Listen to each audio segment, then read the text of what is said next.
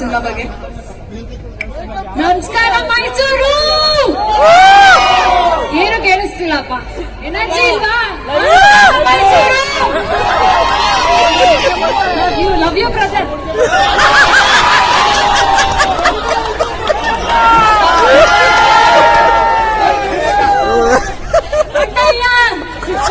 I love you so much for this. ನಿಜವಾಗ್ಲು ಎಲ್ರಿಗೂ ನಮಸ್ಕಾರ. ನಾನು ಮೈಸೂರು ಹುಡುಗಿ ಸಾರಿಕಾ ಅಂತ. ಇವರು ಮೈಸೂರವರು, ನಾನು ಇವರು ಮಾತ್ರ ಅಲ್ಲ, ನಮ್ಮ ಇಡೀ ಚಿತ್ರತಂಡ ಫುಲ್ಲು ಮೈಸೂರವ್ರೆ. ನಾನು ಆಕ್ಚುಲಿ ಓದಿದ್ದು ಮರಿಮಲ ಪಾಸ್ ಅಲ್ಲಿ. ಸೊ ಮರಿಮಲ ಪಾಸ್ ಅವರು ಯಾರಾದ್ರೂ ಇದ್ದೀರಾ? ಎಲ್ರಿಗೂ ನಮಸ್ಕಾರ.